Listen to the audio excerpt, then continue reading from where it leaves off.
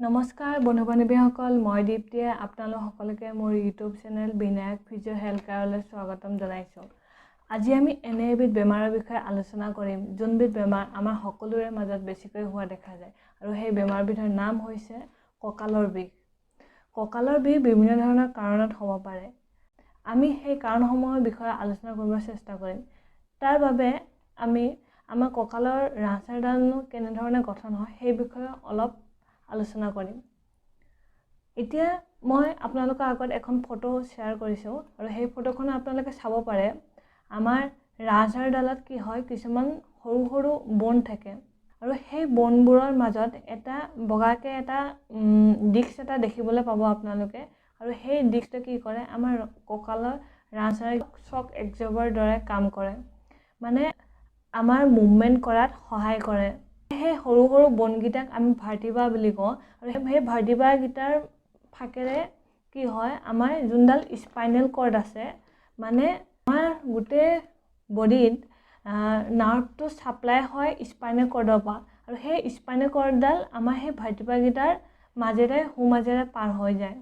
আৰু সেই স্পাইনেল কৰ্ডৰ পৰা ভাৰ্টিব্ৰাকেইটাৰ কিনাৰেদি ছাইডেদি আপোনালোকে দেখিব পাৰে, ভাৰ্টিব্ৰাকেইটাৰ কিনাৰেদি কি হয়, কিছুমান নাৰ্ভ ওলায় আৰু সেই নাৰ্ভবোৰ আমাৰ বডিৰ বিভিন্ন ধৰণৰ মাংসপেশীত, আমাৰ যোনবোৰ হাত ভৰি সকলোলৈকে সেই নাৰ্ভবোৰ ছাপ্লাই কৰে। আৰু সেই নাৰ্ভবোৰ ছাপ্লাই হোৱাৰ কাৰণে আমি কি কৰোঁ, আমি মুভমেণ্টবোৰ কৰিব পাৰোঁ। তাৰপিছত আমি গম পাওঁ, আমাৰ চেঞ্চ মানে আমি চুলে গম পাওঁ যেতিয়া আমাৰ ভাৰ্টিব্ৰাৰ মানে আমাৰ দুটা ভাৰ্টিব্ৰাৰ মাজত যোনটো ডিস্ক আছে, সেই ডিস্কটো যেতিয়া কি হয় ফাটি যায়, বিভিন্ন ধৰণৰ কাৰণত হ'ব পাৰে। ধৰি লওক আপুনি পৰি পিনি দুখ পাবও পাৰে। তাৰপিছত বয়সৰ অনুপাতেও আপোনাৰ সেইটো কি হয়, সেই ডিস্কটো মানে লাহে লাহে ফাটিবলৈ আৰম্ভ কৰে। আপোনাৰ সেই ৰাজহাড়ডালক কি হয়, কিছুমান লিগামেণ্ট মাচুলছে ধৰি ৰাখে আৰু সেইবোৰ যেতিয়া বয়সৰ অনুপাতে উইক হৈ যায়, তাৰ কাৰণেও কঁকালৰ বিষ হ'ব পাৰে। আপোনালোকে ধৰি ল'ব পাৰে, এইটো এটা ভাৰ্টিব্ৰা, এইটো এটা ভাৰ্টিব্ৰা বুলি কওঁ, দুটা বন আছে, এইটো এটা ভাৰ্টিব্ৰা, এইটো এটা ভাৰ্টিব্ৰা। আৰু কি হয়, এই ভাৰ্টিব্ৰা দুটাৰ মাজত যোনটো খালী ঠাই আছে সেইটোক আমি ডিস্ক বুলি কওঁ। সেই খালী ঠাইটোৰ কিনাৰত যদি এক্সট্ৰা কিছুমান বন গ্ৰ'থ হয়, সেইটো কাৰণে আমাৰ কি হয়, কঁকালৰ বিষ হ'ব পাৰে। আৰু তাৰ কাৰণে আমাৰ এই কিনাৰেদি যোনবোৰ নাৰ্ভ ওলাই আহে, ওলাই পিনে আমাৰ হাত ভৰি যায়, সেই নাৰ্ভবোৰ চেপা খাব পাৰে আৰু তাৰ কাৰণে কি হয়, আমাৰ কঁকালৰ বিষ হ'ব পাৰে। আৰু কঁকালৰ বিষটো যেতিয়া নাৰ্ভবোৰ চেপা খায়, তেতিয়া কঁকালৰ বিষটো কি হয়, ভৰিৰ তললৈকে বিষটো যায়, ভৰিখন জ্বলা পোৰা কৰে, এনেধৰণৰ চিমটমছ কিছুমান দেখা যায়। এতিয়া আমি আলোচনা কৰিম কঁকালৰ বিষৰ পৰা কেনেধৰণে পৰিত্ৰাণ পাব পাৰিব বা ইয়াৰ চিকিৎসা আমি নিজে ঘৰতে কেনেধৰণে কৰিব পাৰিম। প্ৰায়বিলাক কঁকালৰ বিষ আপোনাৰ প'ষ্টাৰ ডিফৰ্মিটিছৰ কাৰণেও হ'ব পাৰে। ধৰি লওক আপুনি বেছি টাইম বহি কাম কৰি থকা, বা আপোনাৰ বডিৰ প'ষ্টাৰটো মানে আপুনি হাউলি বেকাকৈ বেছিকৈ থাকে, তাৰ কাৰণেও হ'ব পাৰে। সেই বডি প'ষ্টাৰটো ঠিক কৰিবৰ কাৰণে কি হয়, আমি কঁকালত মৰা বেল্ট ইউজ কৰিব পাৰোঁ বা ব্ৰেচ বা বেল্ট ইউজ কৰিব পাৰোঁ। মই আপোনালোকৰ আগত ফটো এখন শ্বেয়াৰ কৰিছোঁ। এনেধৰণৰ আপোনালোকে এডাল বেল্ট কিনি পিনি কঁকালত পৰিধান কৰিব পাৰে, যাৰ সহায়ত আপোনাৰ কঁকালৰ যি প'ষ্টাৰটো আছে, সেই প'ষ্টাৰটো মানে মেইনটেইন হৈ থাকিব। নেক্সট আমি আলোচনা কৰিম কিছুমান এক্সাৰচাইজৰ বিষয়ে।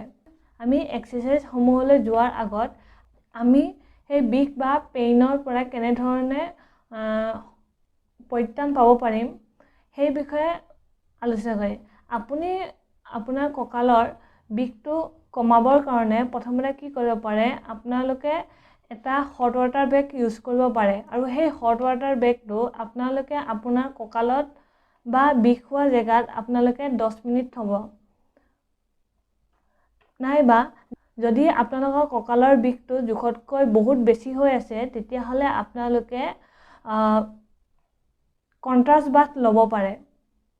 এতিয়া কণ্ট্ৰাষ্ট বাথটো আমি কঁকালত কেনেধৰণে ইউজ কৰিম তাৰ বাবে আপোনালোকে কি কৰিব, হট ৱাটাৰ বেগটো ল'ব, তাত অলপ গৰম পানী ভৰাই ল'ব আৰু সেই গৰম পানী বা সেই হট ৱাটাৰ বেগটো আপোনাৰ কঁকালৰ ওপৰত থ'ব।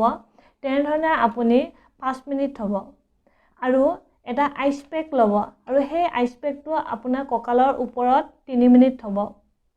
মানে আপোনালোকে প্ৰথমতে হট ৱাটাৰ বেগটো থ'লে 5 মিনিট, তাৰ পৰা আইচ পেকটো থ'লে 3 মিনিট আৰু হট ৱাটাৰ বেগটো 5 মিনিট থ'লে, আকৌ আইচ পেকটো আপুনি 3 মিনিট থ'লে, লাষ্টত হট ৱাটাৰ বেগটো থ'ব।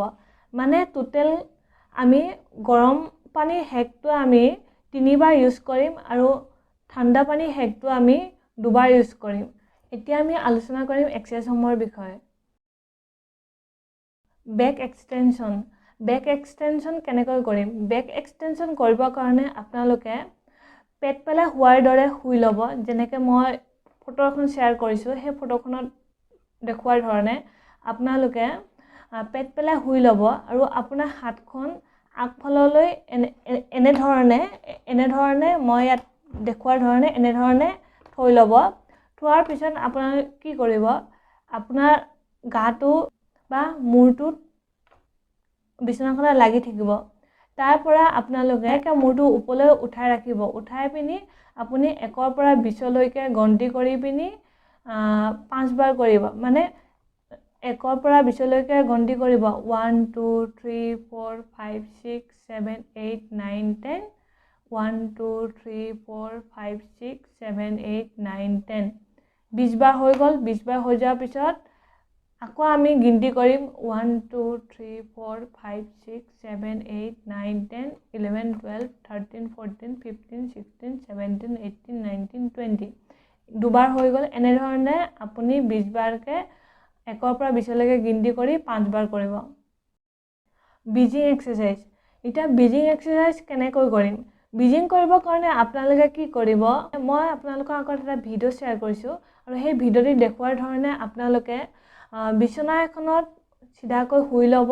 শুই লোৱাৰ পিছত আপোনাৰ আঁঠুখন ভাঁজ কৰি ল'ব। আঁঠুখন ভাঁজ কৰি লোৱাৰ পিছত আপোনাৰ কঁকালটো লাহেকৈ ওপৰলৈ উঠাব আৰু এনেধৰণে 1ৰ পৰা 10লৈকে গন্তি কৰি 10 বাৰ কৰিব। যেনে ধৰি লওক 1 2 3 4 5 6 7 8 9 10 তেনেধৰণে 1 বাৰ হৈ গ'ল। আকৌ ছেকেণ্ড আমি আকৌ কাউণ্ট কৰিম 1 2 3 4 5 6 7 8 9 10 দুবাৰ হৈ গ'ল। তেনেধৰণে 1ৰ পৰা 10লৈকে গিনতি কৰি আমি 10 বাৰ কৰিম। পেলভিক টিল এক্সাৰচাইজ। পেলভিক টিল এক্সাৰচাইজ কৰিবৰ কাৰণে আপোনালোকে ঠিক একেদৰে ব্ৰিজিং কৰোঁতে যোনটো পজিশ্যনত আছিল তেনেধৰণে থাকিব লাগিব। তাৰ পৰা আপোনালোকে কি কৰিব, আপোনালোকৰ কঁকালৰ তলত এখন টাৱাল ভাঁজ কৰি পিনি থৈ ল'ব। টাৱালখন আপোনাৰ অনুমানিক হিচাপতো থ'ব পাৰে। তাৰ পৰা কি কৰিব, আপোনাৰ কঁকালটোৱে টাৱালখন তললৈ হেঁচি ৰাখিব আৰু এনেধৰণে আপুনি 1ৰ পৰা 10লৈকে গিনতি কৰিব আৰু এনেধৰণে 10 বাৰ কৰিব। Spinal rotation exercise. Spinal rotation exercise কৰিবৰ কাৰণে আপোনালোকে ঠিক আগৰ দৰেই চিধাকৈ শুই ল'ব। শুই লোৱাৰ পিছত আপোনাৰ আঁঠুখন ভাঁজ কৰি ল'ব। আঁঠুখন ভাঁজ কৰি লোৱাৰ পিছত আপোনালোকৰ আঁঠুখন যদি আপোনালোকৰ ৰাইট চাইডে অৰ্থাৎ সোঁফালে যদি বেকা কৰি দিয়ে, তেতিয়াহ'লে আপোনাৰ মূৰটো বাওঁফালে অৰ্থাৎ লেফ্ট চাইডে বেকা কৰিব আৰু যদি আপোনাৰ আঁঠুখন যদি লেফ্ট চাইড অৰ্থাৎ বাওঁফালে বেকা কৰি দিয়ে, তেতিয়াহ'লে আপোনাৰ মূৰটো ৰাইট চাইড অৰ্থাৎ সোঁফালে বেকা কৰি দিব আৰু এনেদৰে কণ্টিনিউ 10 টাইম কৰিব। কেট এণ্ড কেমেল এক্সাৰচাইজ কেনেকৈ কৰিম? কেট এণ্ড কেমেল এক্সাৰচাইজ কৰিবৰ কাৰণে আপোনালোকে ঘোঁৰাৰ দৰে হৈ ল'ব। সৰুতে যে আমি ঘোঁৰাৰ দৰে খেলিছিলোঁ তেনেধৰণে আগফালে হাতখন বিচনাত ল'ব আৰু নিখন ভাঁজ থাকিব। যেনে মই ভিডিঅ'টিত দেখুৱাৰ ধৰণে আপোনালোকে তেনেধৰণে হেৰি কৰি ল'ব। তাৰপিছত এবাৰ আপোনাৰ পিঠিখন তললৈ কৰিলে মানে আপোনাৰ মূৰটো ওপৰলৈ কৰিব আৰু যদি মূৰটো তললৈ কৰে তেন্তে পিঠিখন ওপৰলৈ কৰিব। এনেধৰণে কৰাৰ পিছত কি হয়, আমাৰ যোনডাল স্পাইন বা ৰাজহাড়ডাল মবিলাইজ কৰিব হেল্প কৰিব। মানে আমাৰ ৰাজহাড়ডালত যোনবোৰ মাংসপেশীবোৰ আছে টাইটনেছৰ কাৰণে বিষটো হয়। যেতিয়া ৰাজহাড়ডাল মবিলাইজ হ'ব তেতিয়া কি হয়, মাংসপেশীবোৰ ষ্ট্ৰেছ পৰিব, তেতিয়া মাংসপেশীবোৰ ৰিলেক্স হয় আৰু আমাৰ যোনটো ৰাজহাড়ডালৰ মাজত যোনকেইটা ভাৰ্টিব্ৰা আছে আৰু সেই ভাৰ্টিব্ৰাকেইটাৰ মাজত স্পেচ হ'ব আৰু তাৰ কাৰণে আমাৰ যোনখন ডিস্ক আছে ডিস্কখন অলপ ৰিলেক্স ফিল হ'ব। নি টু চেষ্ট এক্সাৰচাইজ কৰিবৰ কাৰণে আপোনালোকে ওপৰলৈ মুখ কৰি পিনি শুই ল'ব। শোৱাৰ পিছত কি কৰিব, আপোনাৰ আঁঠু দুখন ভাঁজ কৰি ল'ব। আঁঠু দুখন ভাঁজ কৰাৰ পিছত আপোনাৰ এখন আঁঠু হাত দুখনেৰে এখন আঁঠু আপুনি নিজৰ ফালে গাৰ ফালে টানিব, টানি পিনি আকৌ এৰি দিব, তাৰপিছত ইখন আঁঠু গাৰ ফালে টানিব। এনেধৰণে অল্টাৰনেটিভলি আপুনি 10 বাৰ কৰিব। যদি আপোনাৰ ৰেডিয়েটিং পেইন হয় বা কঁকালৰ বিষটো ভৰিৰ ফাললৈ বাগৰি যায়, তেতিয়া আপুনি এইটো এক্সাৰচাইজ কৰিব। ইয়াৰ বাবে কি কৰিব, আপোনালোকে এখন চকীত বহি ল'ব।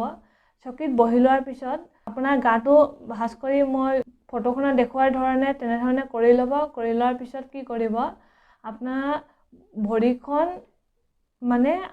ভৰিখন বা আঁঠুটো ভাঁজ হৈ থাকিব আৰু আপোনাৰ গাটো আগফালে মানে হাউলি ভাঁজ হৈ থাকিব। আৰু তাৰপিছত কি কৰিব, আমাৰ ভৰিৰ পতাখন গা ফাললৈ কৰি পিনি আমি আঁঠুটো চিধা কৰিবলৈ চাম আৰু লগে লগে আমাৰ মূৰটো ওপৰলৈ উঠাম। এনেধৰণে আমি কণ্টিনিউ 10 বাৰ কৰিম। যদি আপোনালোকে মোৰ এই ভিডিঅ'টি চাই ভাল পাইছে তেনেহ'লে মোৰ চেনেলটি ছাবস্ক্ৰাইব কৰি দিব আৰু লাইক, কমেণ্ট, শ্বেয়াৰ কৰিব। ধন্যবাদ।